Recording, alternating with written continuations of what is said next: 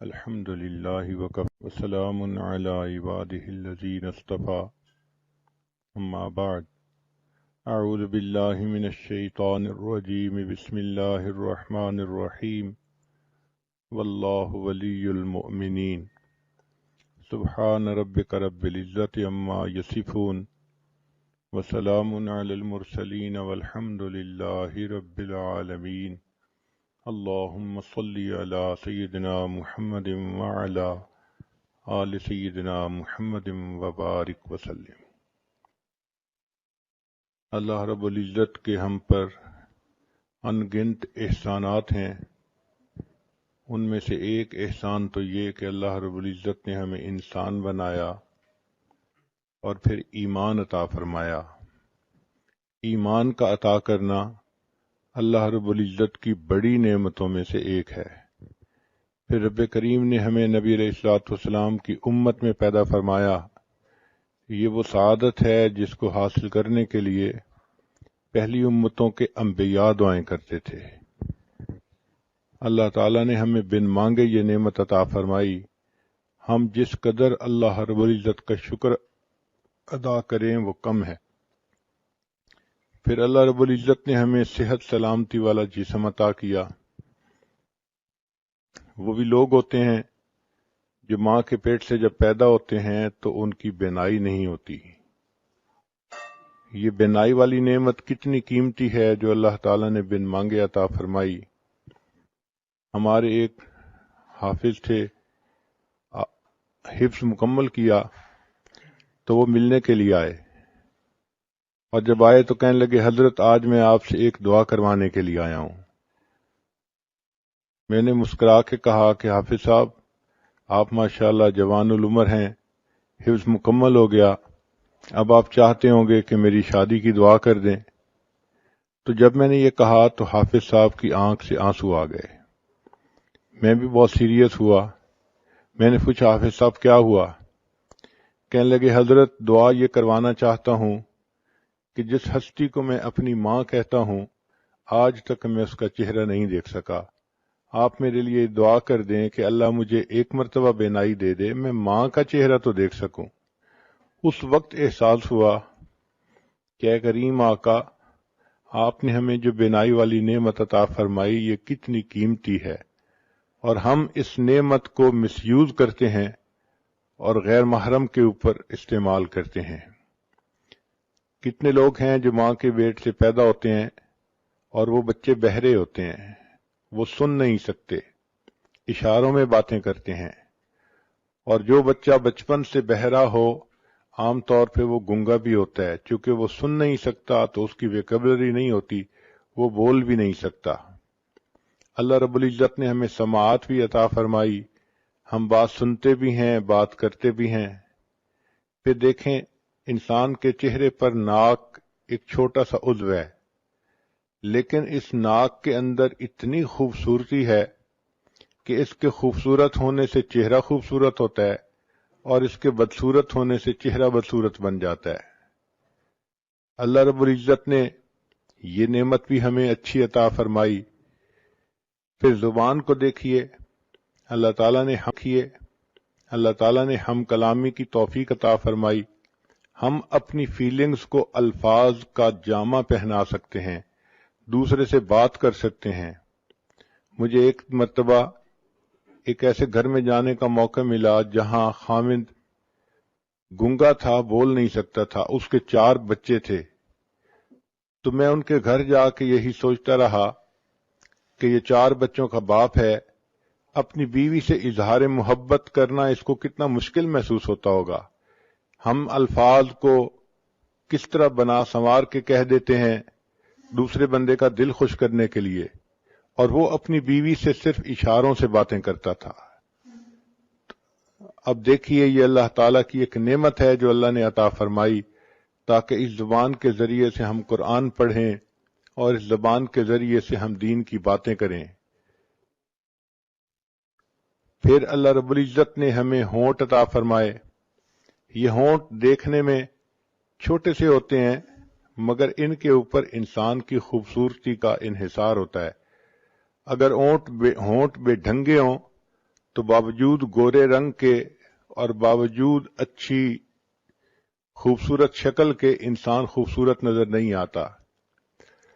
اگر انسان کی ہونٹ نہ ہوتے تو اس کے دانت یوں نظر آتے جیسا مردہ بکری کے دانت نظر آتے ہیں، انسان کی ساری خوبصورتی ختم ہو جاتی۔ چیز چھوٹی سی ہے مگر اہمیت دیکھیے کتنی ہے۔ اللہ رب العزت نے ہمیں ہاضمے کی نعمت عطا فرمائی، یہ بھی اللہ تعالیٰ کی نعمتوں میں سے ایک بڑی نعمت ہے۔ ایک آدمی کے پاس 100 بھینسیں تھیں لیکن وہ خود بھینس کا دودھ نہیں پی سکتا تھا، اس لیے کہ دودھ کے پینے سے اس کو ایک بیماری ہو جاتی تھی۔ کتنے لوگ ہیں جو لیکوڈ ڈائٹ پہ رہتے ہیں اور سالڈ چیز نہیں کھا سکتے۔ ایک مرتبہ ایک عورت نے مجھے فون کیا، حضرت میرے لیے دعا کریں، میرے معدے میں السر ہے، میں سارے مہمانوں کے لیے اچھے اچھے کھانے بناتی ہوں مگر پچھلے 7 سال سے میں صرف لیکوڈ پہ گزارا کر رہی ہوں، ایک لقمہ بھی میرے منہ میں نہیں گیا۔ ہمیں اللہ رب العزت نے ہاضمے کی صحیح نعمت عطا فرمائی، ہم اپنی خواہش کے مطابق کھاتے بھی ہیں پیتے بھی ہیں، ہمیں چاہیے کہ ہم اس پر بھی اللہ رب العزت کا شکر ادا کریں۔ پھر ہاتھوں کی نعمت اللہ نے عطا فرمائی، یہ کتنی بڑی نعمت ہے جس سے کہ ہم دنیا کے سارے کام کرتے ہیں۔ ایک مرتبہ حرم شریف میں میں نے ایک بندے کو دیکھا، اس کے دونوں بازو کندھوں سے کٹے ہوئے تھے، تو وہ آگے ہی صف میں بیٹھا ہوا تھا نماز پڑھنے کے لیے۔ عجیب بات کہ میں یہی سوچتا رہا، یا اللہ اس کے دونوں بازو ہی نہیں ہیں، یہ اپنے کپڑے کیسے پہنتا ہوگا، یہ اگر واش روم جاتا ہوگا تو اپنی طہارت کیسے کرتا ہوگا، اللہ جب یہ سوتا ہوگا تو یہ رات کو اپنی رضائی کمبل کو کیسے سیدھا کرتا ہوگا۔ اس کے دونوں ہاتھ نہیں تھے۔ اس دن ایسی عجیب کیفیت ہوئی کہ میں بہت دیر اس بات پہ روتا رہا کہ اللہ آپ نے ہمیں یہ نعمتیں دیں، کاش کہ ان نعمتوں کو ہم آپ کی تعمیل میں استعمال کر سکتے۔ پھر ایسا بھی ہوتا ہے کہ بعض لوگوں کے پاؤں نہیں ہوتے، چنانچہ ایک صاحب کے پاس جوتے نہیں تھے، وہ ظہر کی نماز پڑھ کے جب نکلے تو ننگے پاؤں ان کو دھوپ پہ چلنا پڑا، پاؤں جل رہے تھے اور وہ اپنے دل میں یہ شکوہ کر رہے تھے کہ یا اللہ میں تو تیری نماز پڑھنے کے لیے مسجد میں آیا اور آپ نے مجھے جوتے بھی نہ دیے۔ ابھی ان کے دل میں یہ شکوے کی کیفیت تھی کہ انہوں نے دیکھا ایک نوجوان آ رہا ہے اور اس کے پاؤں ٹھیک نہیں ہے، وہ بیساکھیوں کے بل چل کے آ رہا ہے، تو ان کے دل پہ چوٹ پڑی اور انہوں نے یہ دعا مانگی کہ یا اللہ میں تو جوتے کی وجہ سے رو رہا تھا اور یہ شخص تو اپنی ٹانگوں سے ہی محروم ہے، کم از کم آپ نے مجھے ٹانگیں تو دیں۔ تو ہم اس چیز کا احساس نہیں کرتے اللہ نے ہمیں کتنی نعمتوں سے نوازا ہے۔ چنانچہ ایک شاکر انسان کو چاہیے کہ اللہ رب العزت کی ان تمام نعمتوں کا شکر ادا کرے، ان اعضاء کو اللہ تعالیٰ کی فرما برداری میں استعمال کرے، شریعت کے مطابق اپنی زندگی بنائے۔ اللہ تعالیٰ عورت سے چاہتے ہیں کہ یہ اپنے فرض ادا کرے، اپنے خاوند کو خوش رکھے، بچوں کی تربیت کرے اور یہ اللہ تعالیٰ کی شکر گزار بندی بنے، اپنی عزت و ناموس کی حفاظت کرے۔ رب کریم نے فرشتوں کو پیدا کیا، ان کو عقل تو دی مگر شہوت نہیں دی۔ اللہ تعالیٰ نے جانوروں کو پیدا کیا، ان کو شہوت دی مگر عقل نہیں دی۔ انسان کو اللہ نے پیدا کیا، اس کو شہوت بھی دی عقل بھی دی، مگر کام یہ دیا کہ تم اپنی عقل کی وجہ سے اپنی شہوت کو کنٹرول میں رکھو۔ چنانچہ ہر انسان کو اور ہر جاندار کو اللہ تعالیٰ نے حفاظت کے لیے کچھ نہ کچھ عطا کیا ہے۔ ایک تو اللہ نے انسان کی حفاظت کے لیے فرشتوں کو متعین کیا۔ حدیث پاک میں آتا ہے اگر فرشتے انسان کی حفاظت نہ کرتے تو جن انسان کو دنیا میں زندہ ہی نہ رہنے دیتے۔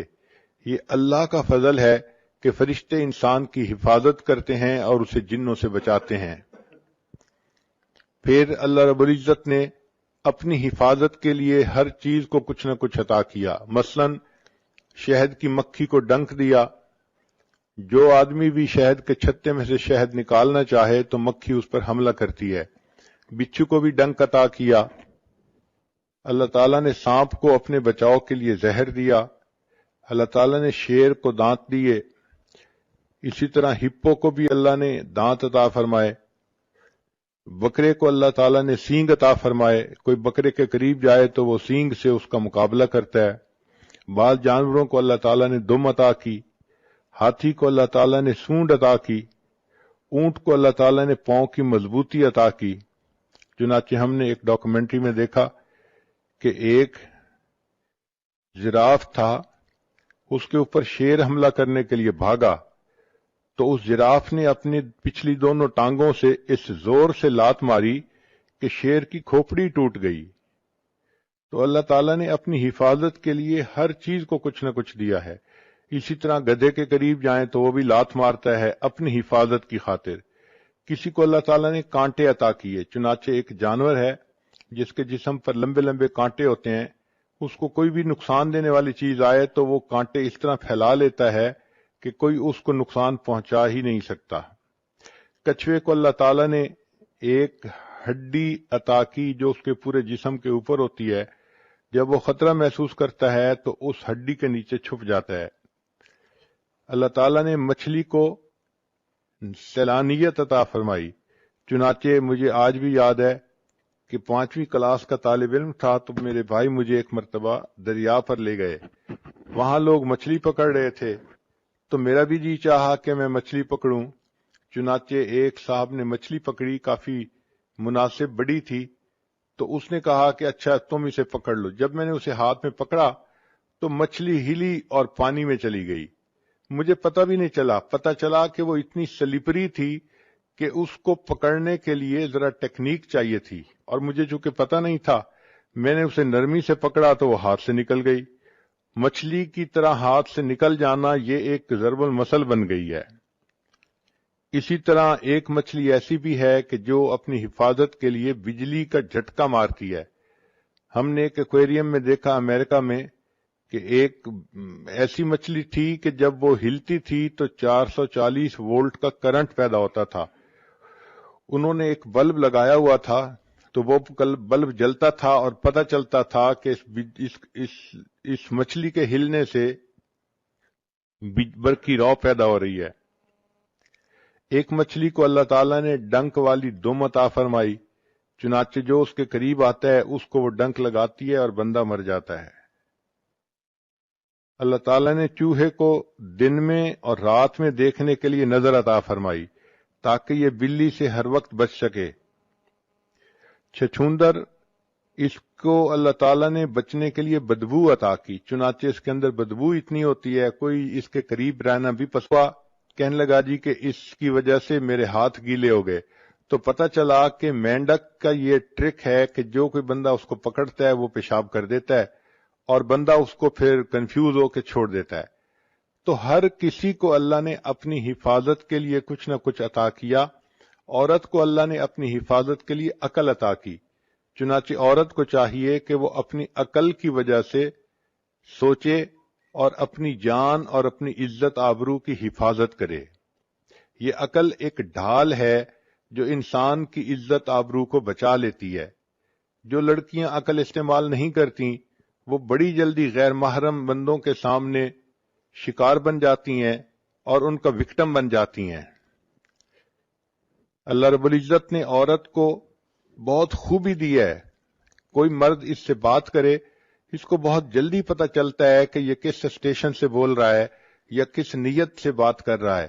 یہ سمجھ اور فہم عطا کرنے کا مقصد یہی تھا کہ چونکہ اس نے اپنی عزت و ناموس کی حفاظت کرنی تھی تو اللہ تعالیٰ نے اس کو اس معاملے میں بہت زیادہ فہیم بنایا کہ اس کو پتہ چل جاتا ہے کہ یہ غیر مرد مجھ سے کیا چاہتا ہے، اس لیے فرمایا کہ تم غیر مرد سے بات کرنے کا موقع پیش بھی آ جائے تو تم ذرا روکھے انداز میں بات کرو، آواز میں لوچ پیدا نہ کرو، ڈھیلی سریلی آواز بنا کے بات نہ کرو۔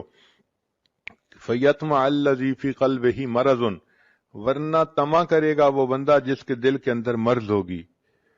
آج کل یونیورسٹیوں کی بچیاں یونیورسٹی میں جاتی ہیں، سروں پہ دوپٹے بھی نہیں ہوتے، خوشبوئیں لگائی ہوتی ہیں اور کپڑے بھی ٹائٹ پہنے ہوتے ہیں، اور وہ یہ سمجھتی ہیں کہ اس طرح ہم دوسروں کو بہت خوبصورت نظر آتی ہیں، اور وہ یہ نہیں سمجھتی کہ اس طرح جو غیر محرم مرد ہیں وہ ہمارے بارے میں کتنی بری سوچ دل میں رکھتے ہیں اور ہیلے بہانے بنا بنا کے وہ عورتوں کو اپنے دام میں گرفتار کرتے ہیں۔ تو عقل انسان استعمال کرے تو اس کے ذریعے سے اپنی شہوت کو کنٹرول کر سکتا ہے۔ رب کریم نے انسان کو یہ نعمت عطا فرمائی تاکہ اس کی وجہ سے اس کی عزت و آبرو کی حفاظت رہے۔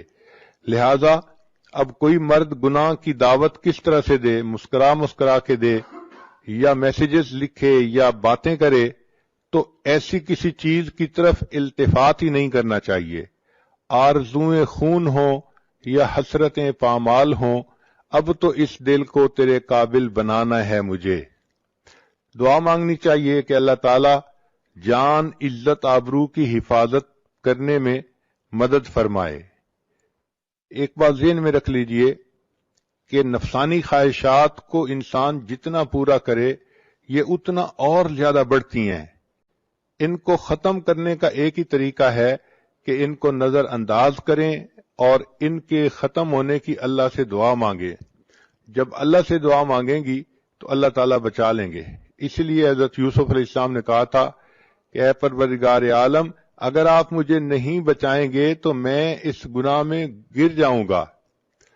تو انسان اللہ سے دعا مانگے۔ عورت کو چاہیے کہ عشاء کے بعد 2 رکعت نفل پڑھ کے روزانہ اللہ سے یہ دعا مانگے، اے اللہ میری عزت و ناموس کی حفاظت رکھنا، مجھے کسی ایسی مشکل میں گرفتار نہ کرنا کہ جہاں میری عزت کو خطرہ ہو۔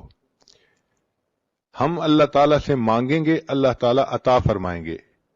انسان اللہ تعالیٰ سے محبت کرتا ہے، اللہ تعالیٰ اس سے محبت کرتے ہیں۔ ایک بزرگ فرماتے ہیں کہ مجھے 4 چیزوں کو سمجھنے میں غلطی تھی، مگر قرآن پاک میں نے پڑھا تو مجھے پتہ چلا کہ میری غلطی کہاں کہاں پہ ہے۔ مثلا میں یہ سمجھتا تھا کہ میں اللہ سے محبت کرتا ہوں جس کی وجہ سے اللہ مجھ سے محبت کرتے ہیں، لیکن میں نے قرآن پاک میں پڑھا یحبہم و یحبونہ، تو تب مجھے پتہ چلا کہ اللہ تعالیٰ بندے سے پہلے محبت فرماتے ہیں اور اس کے نتیجے کے طور پہ بندے کے دل میں اللہ کی محبت پیدا ہوتی ہے۔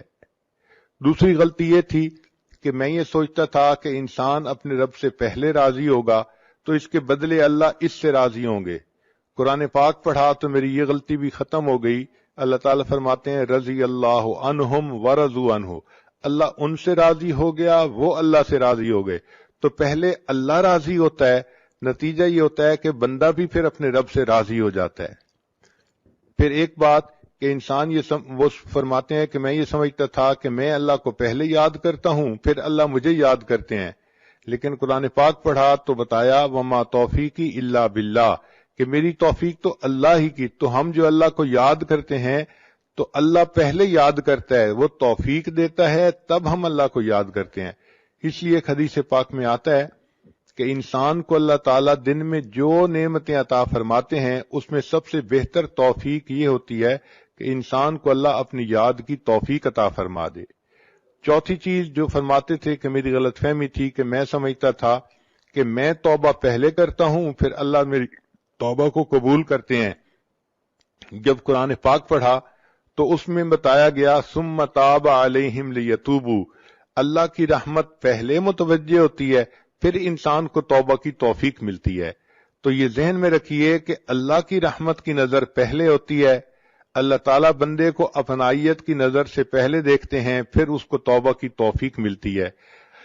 اس اجتماع میں آنے کا بنیادی مقصد یہی ہے کہ ہم زندگی کے پچھلے گناہوں سے سچی پکی توبہ کر لیں اور آئندہ اللہ کی بارگاہ میں فرما بردار بن کر زندگی گزارنے کا ارادہ کریں۔ اللہ تعالیٰ کی طرف سے رحمت کی نظر ہوگی، ہماری طرف سے نیک بن کر رہنے کا ارادہ ہوگا، تو یہ محبت کا تعلق جڑ جائے گا۔ دونوں جانب سے اشارے ہو چکے، تم ہمارے ہم تمہارے ہو چکے۔ محبت کہتے ہیں دل کا کسی کے ساتھ اتنا مشغول ہو جانا کہ دوسروں کی طرف انسان کا دھیان ہی نہ رہے، اس کیفیت کو محبت کہتے ہیں۔ کوئی دل میں اتنا سما جاتا ہے کہ اس دل میں کسی دوسرے کے لیے جگہ ہی نہیں رہتی، اور اس کی علامات یہ ہے کہ محبوب کی فرما برداری کرتا ہے اور اس کی بات ماننے میں انسان کو مزہ آتا ہے۔ ان المحب لما یحب مطیع، محب جس سے محبت کرتا ہے اس کا مطیع ہوتا ہے، اور پھر اس کی صفات کو انسان اپنا کر خوش ہوتا ہے۔ بندے کو چاہیے اپنے اللہ سے محبت کرے اور اپنے اندر اللہ تعالیٰ کی صفات کو پیدا کرے۔ چنانچہ حدیث پاک میں فرمایا تخلقوا باخلاق اللہ، تم اللہ تعالیٰ کے اخلاق کو اپناؤ۔ اللہ تعالیٰ پردہ ڈالنے والے ہیں، تم بھی بندوں کے لیے پردہ ڈالنے والے بن کر رہو۔ اللہ تعالیٰ جلدی غلطیوں کو معاف فرما دیتے ہیں، تم بھی دوسروں کی غلطیوں کو جلدی معاف کرو۔ اللہ تعالیٰ رحیم و کریم ہے، تم بھی رحیم و کریم بن کر رہو، دوسروں کے لیے عفو درگزر کا معاملہ کرو۔ اللہ تعالیٰ حلیم ہے، تم بھی اپنے اندر حلم پیدا کرو۔ اور یہ بھی سوچئے کہ ہم اللہ سے محبت بعد میں کرتے ہیں، پہلے اللہ تعالیٰ ہم سے محبت کرتے ہیں۔ حدیث پاک میں ہے، حدیث قدسی، یبن آدم انی لک محبن، اے آدم کے بیٹے میں تم سے محبت کرتا ہوں۔ تو اللہ تعالیٰ بندے سے محبت پہلے کرتے ہیں، پھر اس کے بعد بندے کو اللہ سے محبت کی توفیق نصیب ہوتی ہے۔ اللہ تعالیٰ اتنے احسانات کرتے ہیں بندے پر، ہمیں تو ان کا پتہ بھی نہیں چلتا کہ کیسے ہیں، پھر اس کے بعد بندے کو اللہ سے محبت کی توفیق نصیب ہوتی ہے۔ اللہ تعالیٰ اتنے احسانات کرتے ہیں بندے پر، ہمیں تو ان کا پتہ بھی نہیں چلتا کہ کیسے کیسے احسانات ہیں۔ مثال کے طور پہ اللہ تعالیٰ بندے کے رازق ہیں، تو اللہ تعالیٰ وقت کے ساتھ ساتھ بندے کے رزق کے دروازے بڑھاتے چلے جاتے ہیں۔ ایک علمی نکتہ ہے، بچیاں اس پوائنٹ کو نوٹ کریں کہ دیکھیں جب بچہ اس دنیا میں پیدا ہونا ہوتا ہے تو ماں کے پیٹ میں اس کے رزق کا ایک دروازہ ہوتا ہے، وہ ایک تعلق جو ماں کے جسم کے ساتھ بچے کے جسم کا ہے، وہ ایک آنت ہوتی ہے جس کے ذریعے سے خون اس بچے کو مل رہا ہوتا ہے، غذا مل رہی ہوتی ہے، اور بچہ اسی کے ذریعے سے ماں کے پیٹ میں پل رہا ہوتا ہے۔ تو گویا ماں کے پیٹ میں انسان کے لیے رزق کا ایک دروازہ تھا۔ پھر جب وہ بچہ اس دنیا میں پیدا ہو گیا، اب اللہ تعالیٰ نے دو دروازے بنا دیے، ماں کے سینے میں دو پستان بنا دیے۔ پہلے ایک جگہ سے رزق ملتا تھا، اب دو جگہ سے رزق ملنا شروع ہو گیا اس دنیا میں آنے کے بعد۔ پھر بچہ تھا، ماں کا دودھ پیتا تھا، جب بچہ بڑا ہو گیا اور ماں کے دودھ کے علاوہ اب باقی چیزیں کھانے لگ گیا، اللہ تعالیٰ نے اس کے لیے رزق کے چار دروازے کھول دیے۔ ایک دروازہ لحمیات کا یعنی گوشت کا، ایک اجناس کا یعنی گندم روٹی چاول وغیرہ کا، اور ایک مشروبات کا کہ اللہ تعالیٰ نے انسان کے لیے وہ بھی اسرا، اور ایک ثمرات کا یعنی پھلوں کا۔ تو یہ چار طرح کا رزق انسان کو جوانی میں ملتا ہے۔ ماں کے پیٹ میں ایک راستہ تھا، جب پیدا ہوا اور بچہ تھا تو سینے سے دو راستے بن گئے، پھر جب بڑا ہوا تو اللہ نے چار راستے بنا دیے۔ اور اگر یہ نیکی کی زندگی گزار کے اس دنیا سے جائے گا تو جنت کے 8 دروازے کھلیں گے، یعنی 8 راستے رزق کے جنت میں اس کو مل جائیں گے۔ تو دیکھیے وقت کے ساتھ ساتھ اللہ تعالیٰ کس قدر اپنی نعمتیں اس بندے پر بڑھاتے چلے جاتے ہیں۔ بندے کو چاہیے کہ اپنے اللہ کا فرما بردار بن کر زندگی گزارے۔ اللہ تعالیٰ بہت رحیم و کریم ہے، وہ بندے کو اپنی نعمتوں میں خوش دیکھنا چاہتے ہیں، اپنے بندے کو محروم دیکھنا پسند نہیں کرتے۔ امام غزالی رحمۃ اللہ علیہ نے لکھا ہے کہ جب بندہ کوئی گناہ کرتا ہے تو اللہ تعالیٰ کی زمین چیختی ہے اور پکارتی ہے کہ اے اللہ اگر آپ مجھے اجازت دیں تو میں اس بندے کو نگل جاؤں۔ اللہ تعالیٰ فرماتے ہیں اگر تم نے میرے بندے کو پیدا کیا ہے تو تم اس کو پکڑ لو، اور اگر میں نے پیدا کیا ہے تو میرے اور اس بندے کے درمیان دخل مت دو۔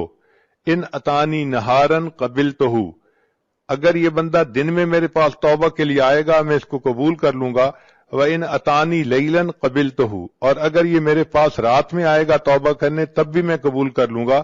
لَوَجَدُ اللَّهَ تَوَّابًا رَحِيمًا، یہ اپنے رب کو تواب اور رحیم پائے گا۔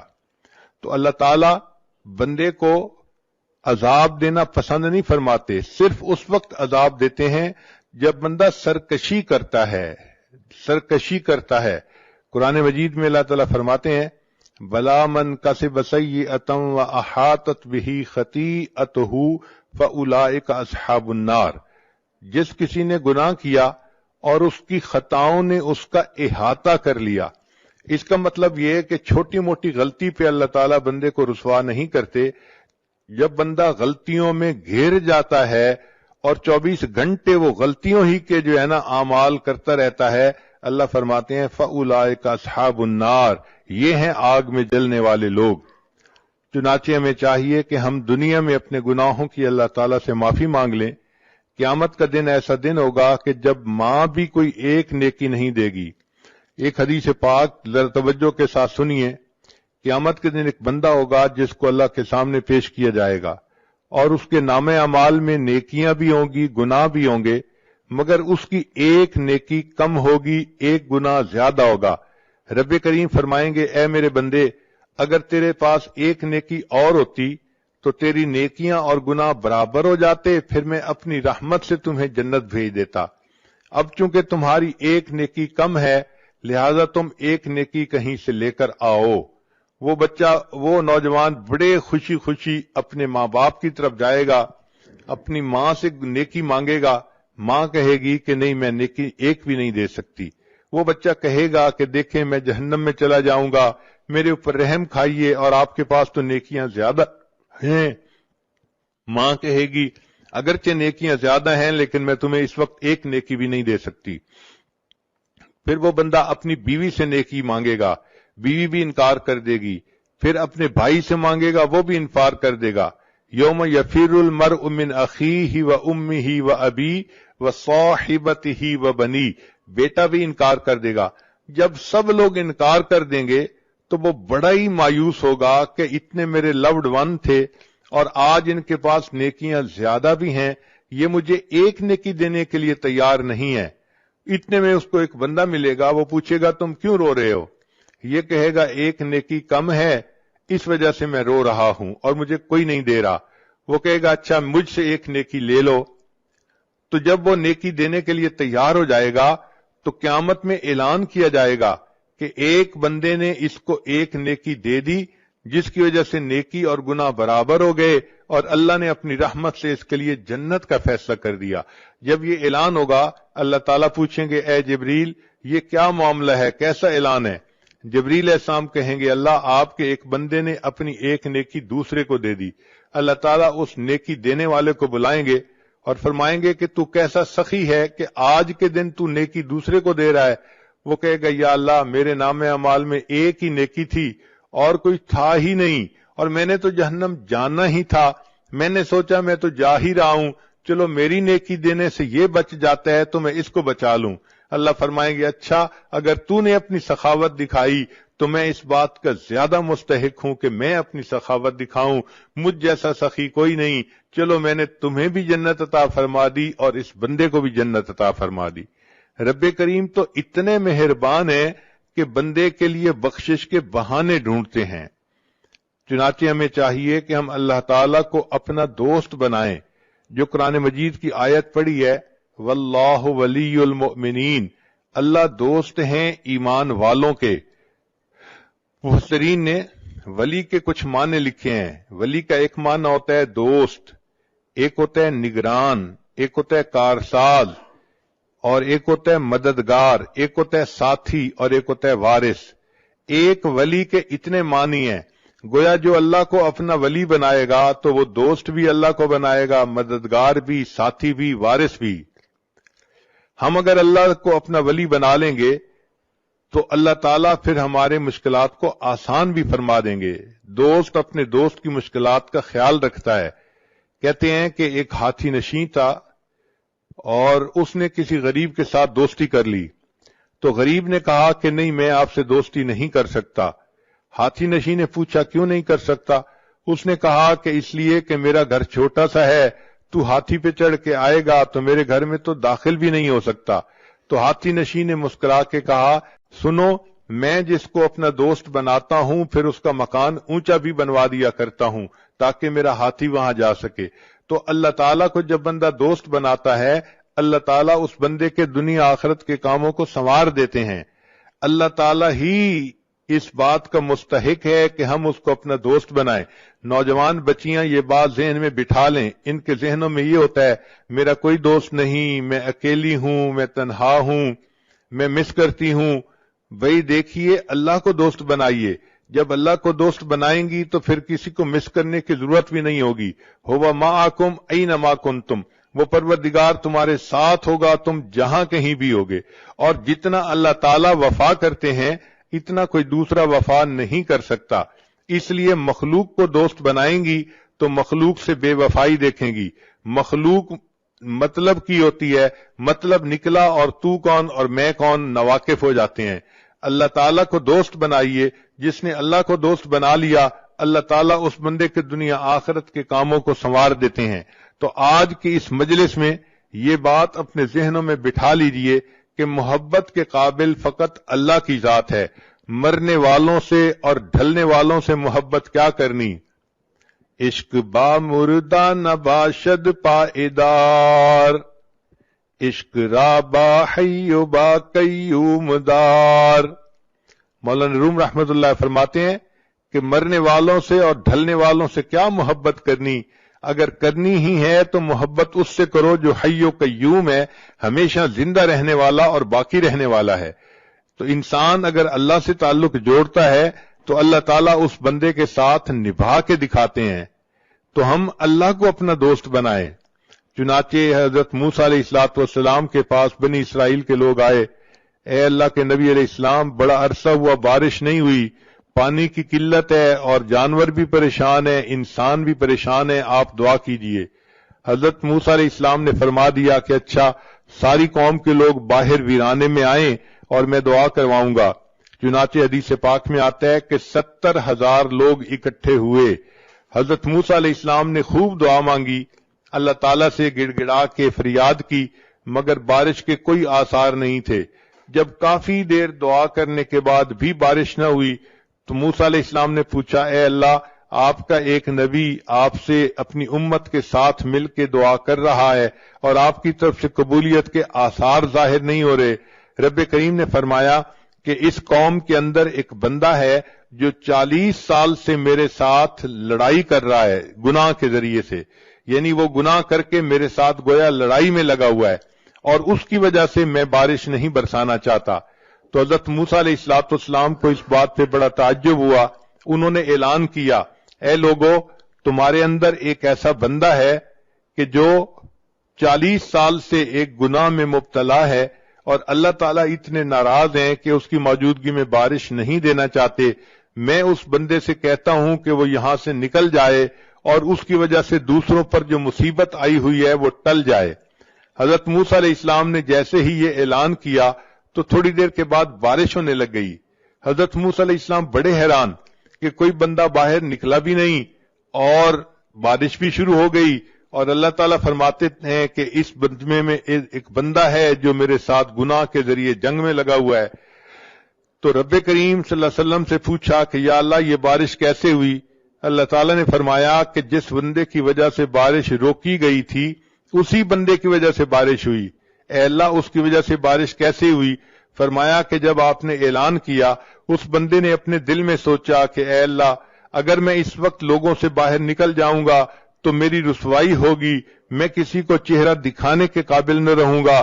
اے کریم آقا، آسیتک 40 سنۃ فامہلتنی، میں نے 40 سال آپ کی نافرمانی کی، آپ نے مجھے ڈھیل دے دی.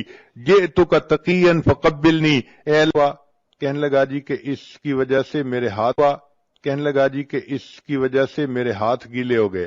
تو پتہ چلا کہ مینڈک کہنے لگا جی کہ اس کی وجہ سے میرے ہاتھ کہنے لگا جی کہ اس کی وجہ کہنے لگا جی کہ اس کی وجہ سے میرے ہاتھ کہنے لگا جی کہ اس کی وجہ سے میرے ہاتھ کہنے لگا جی کہ اس کی وجہ کہنے لگا جی کہ اس کی وجہ سے میرے کہنے لگا جی کہ اس کی وجہ کہنے لگا جی کہ اس کی وجہ سے میرے ہاتھ کہنے لگا جی کہ اس کی وجہ سے میرے ہاتھ گیلے ہو گئے.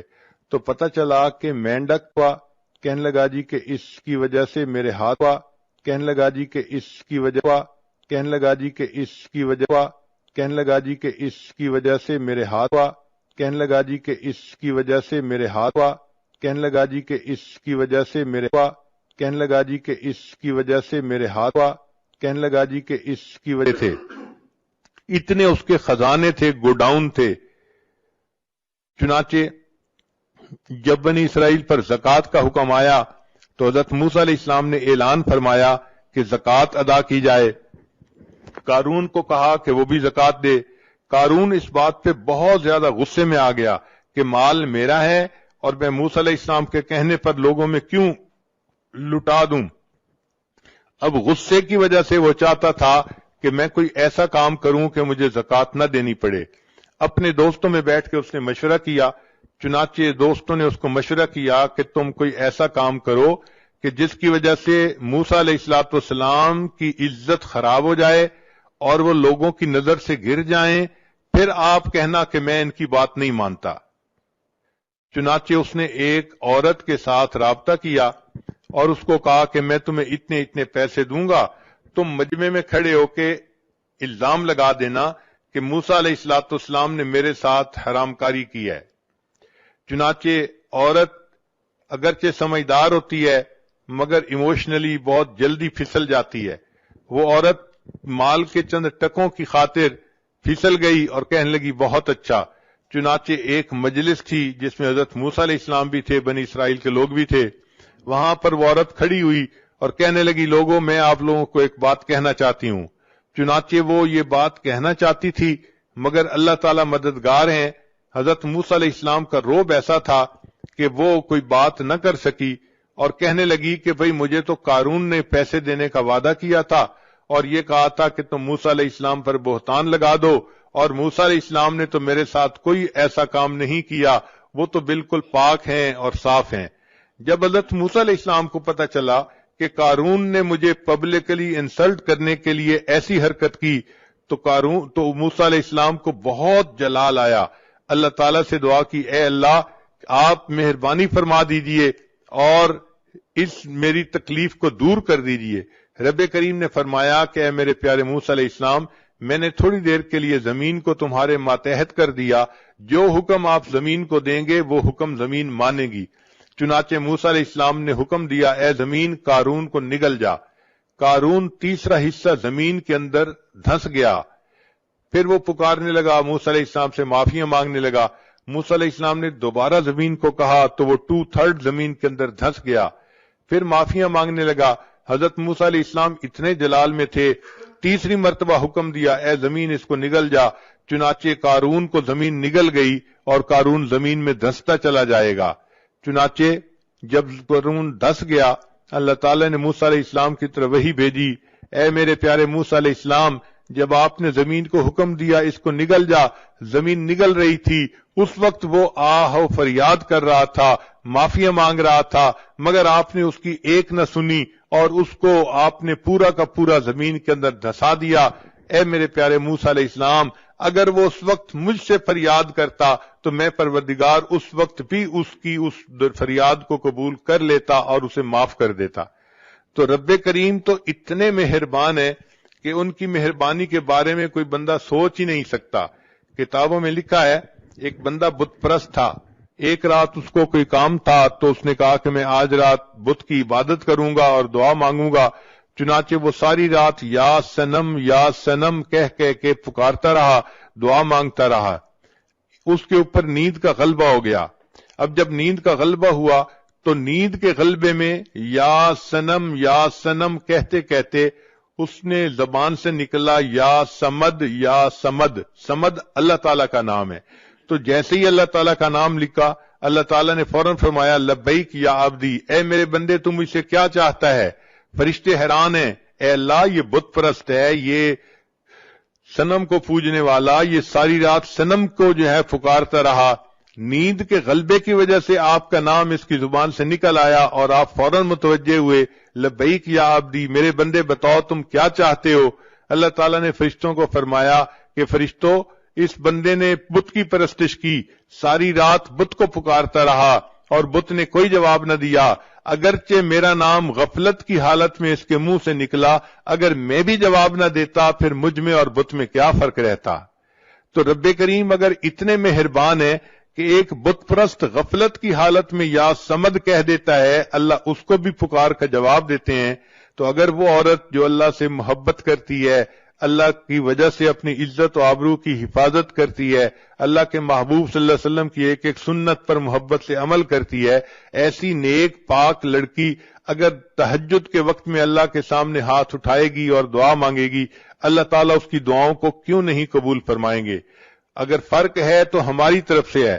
عورت کو چاہیے کہ وہ اللہ کو اپنا وکیل بنائے، اللہ کو اپنا نصیر بنائے، اللہ کو اپنا ولی بنائے. حسبنا اللہ و نعم الوکیل نعم المولا و نعم النصیر۔ ایک تجربے کی بات یہ ہے کہ عام لڑکیاں اپنے خامند کو خوش کرنے کے لیے جتنے جتن کاٹتی ہیں، ہمارا یہ تجربہ ہے کہ اگر وہ اللہ کو منانے کے لیے اس سے آدھی بھی کوشش کر لیں تو اللہ تعالیٰ ان کو اپنا ولی بنا لے، ان کو اللہ تعالیٰ اپنی مقبول بندیوں میں شامل فرما لے۔ چنانچہ یک گیر محکم بگیر، ایک کو پکڑو اور مضبوطی سے پکڑو۔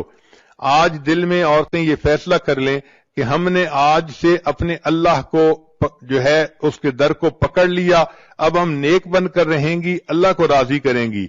دل و من لئی تیری بن گئی، اے اللہ میں نے دل سے یہ مان لیا کہ میں تیری بن گئی، چونکہ میں نے دنیا کی بے وفائیوں کو دیکھ لیا، دنیا والوں کی بے وفائیوں کو دیکھ لیا، اب میں صرف آپ ہی کی طرف رجوع کرتی ہوں۔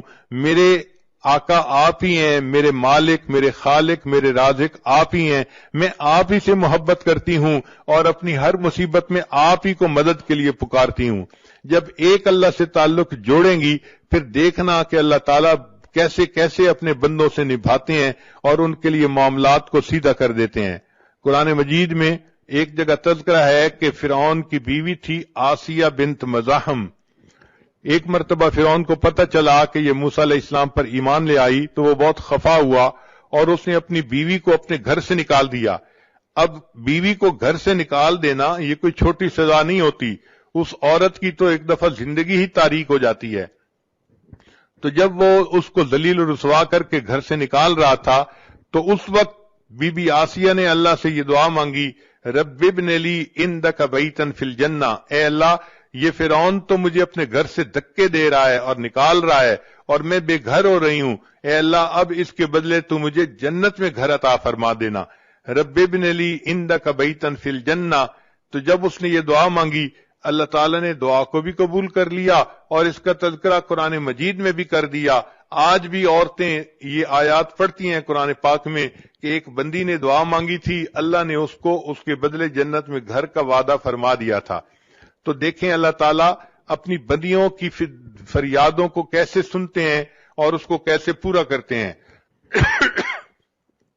ایک اور خاتون تھی جو نبی علیہ السلام کی صحابیہ تھی، ان کا نام تھا خولہ بنت ثعلبہ۔ یہ بڑھاپے کی عمر کو پہنچ گئی تھیں اور بڑھاپے کی عمر میں مرد جو ہے وہ بہت غصے میں جلدی آ جاتا ہے اور بات بات پہ غصہ کرتا ہے، حتیٰ کہ ہوا کو بھی گالیاں نکالتا ہے۔ چنانچہ کوئی بات ہوئی تو خاوند نے غصے میں اس کو کہہ دیا کہ تو میرے لیے اس طرح ہے جیسے میری ماں ہوتی ہے۔ اب اس زمانے میں جب کسی کو یہ الفاظ کہہ دیے جاتے تھے تو عورت حرام ہو جاتی تھی اپنے خاوند پر ان الفاظ کے کہنے سے۔ چنانچہ جب اس نے یہ الفاظ کہہ دیے تو خولہ بنت ثعلبہ پریشان ہو گئی کہ میرے خاوند نے تو مجھے طلاق دے دی۔ اس نے سوچا چلو میں جاتی ہوں اور جا کر ہائی کورٹ میں اپیل کرتی ہوں۔ وہ نبی علیہ السلام کی خدمت میں حاضر ہوئی اور عرض کیا کہ اے اللہ کے حبیب صلی اللہ علیہ وسلم، میں اپنے خاوند سے محبت کرتی ہوں، خاوند مجھ سے محبت کرتا ہے، پتہ نہیں اس کو کیا ہوا، غصے میں آ کے اس نے مجھے یہ کہہ دیا کہ تو میرے لیے میری ماں کی مانند ہے، تو اب بتائیں کہ کیا میں اس کے لیے حرام ہو چکی ہوں یا نہیں؟ نبی علیہ السلام نے فرمایا کہ ہاں، جو اوپر توریت کے احکام آ رہے ہیں ان کے حساب سے تم اس پر حرام ہو چکی ہو۔ وہ چاہتی تھی کہ نبی علیہ السلام اس کو ویو آف کر دیں اور بتا دیں کہ نہیں تم حرام نہیں ہوئی۔ اس نے دوبارہ کہا اے اللہ کے حبیب صلی اللہ علیہ وسلم، اب میں بوڑھی ہو گئی ہوں، اگر وہ مجھے طلاق دے گا تو کوئی بندہ مجھ سے شادی کرنا بھی پسند نہیں کرے گا، اور پھر میرے بچے ہیں، میں ان بچوں کو کہاں لے کے جاؤں گی؟ اگر خاوند کے پاس چھوڑوں تو بچے بگڑ جائیں گے، اپنے پاس رکھوں تو میں بچوں کو سپورٹ نہیں کر سکتی۔ اے اللہ کے حبیب صلی اللہ علیہ وسلم، میرا کیا بنے گا، میں کیسے زندگی گزاروں گی؟ اس نے جب 2-3 دفعہ انسسٹ کیا تو اللہ کے حبیب صلی اللہ علیہ وسلم نے اسے صاف کہہ دیا کہ اب تم اپنے خاوند کے لیے حرام ہو چکی ہو، اس لیے اب تم اس کے ساتھ دوبارہ نہیں جڑ سکتی۔ جب نبی علیہ السلام نے بھی جواب دے دیا، اس وقت خولہ بنت ثعلبہ نے دل میں سوچا کہ ہائی کورٹ کا فیصلہ بھی میرے خلاف آ گیا ہے، اب مجھے سپریم کورٹ کی طرف رجوع کرنا پڑے گا، لہذا وہیں صحن میں کھڑے کھڑے عائشہ صدیقہ عنہا فرماتی ہیں اس نے اللہ کو پکارنا شروع کر دیا، اے پروردگار میں بوڑھی ہوں، نہ میرے پاس جوانی رہی نہ حسن رہا، کوئی مجھ سے شادی کرنے والا نہیں، اگر اس نے مجھے طلاق دے دی، میرے چھوٹے چھوٹے بچے ہیں، اے اللہ ان بچوں کو کون سپورٹ کرے گا؟ اور اگر وہ بچے میں اس کو دے دوں تو بچے بگڑ جائیں گے، ان کو ماں کی محبت نہیں ملے گی۔ اے اللہ میں اپنا غم کس کو بیان کروں؟ تو میری مدد فرما۔ عائشہ صدیقہ رضی اللہ عنہا فرماتی ہیں وہ ابھی اپنے رب سے یہ مناجات کر رہی تھی کہ نبی علیہ الصلوۃ والسلام کے اوپر وحی کے آثار شروع ہو گئے۔ میں نے اس بوڑھی عورت کو چپ کروایا، چپ کرو، نبی علیہ السلام پر وحی اتر رہی ہے۔ وہ تھوڑی دیر چپ ہوئی، نبی علیہ الصلوۃ والسلام نے فرمایا اللہ نے قرآن جو ہے نا وہ اتار دیا، فرمایا قد سمع اللہ قول التی تجادلک فی زوجہا وتشتکی الی اللہ۔ اللہ نے اس بڑھیا کی فریاد کو سن لیا، وہ اپنے اللہ کو پکار رہی تھی۔ سوچنے کی بات ہے، عورت اگر اللہ سے اپنا دل لگاتی ہے اور ایسے مشکل وقت میں اللہ کو پکارتی ہے، اللہ اتنے کریم ہیں، اس کی پکار کو بھی سنتے ہیں اور قرآن پاک کا اس کو حصہ بھی بنا دیتے ہیں۔ لہذا عورتوں کو یہ بات اچھی طرح دل میں بٹھا لینی چاہیے کہ ہماری محبت فقط اللہ کے لیے مخصوص ہے اور ہمارا کارساز فقط اللہ ہے۔ ہم دنیا میں کسی کی مدد نہیں چاہتے، ہم دنیا میں کسی غیر کی طرف قدم نہیں بڑھانا چاہتے، ہم اللہ ہی سے مانگتے ہیں۔ اللہ تعالیٰ مہربانی فرمائیں گے، دنیا میں بھی قدم قدم پر بندے کی حفاظت فرمائیں گے اور آخرت کی نعمتیں بھی بندے کو عطا فرمائیں گے۔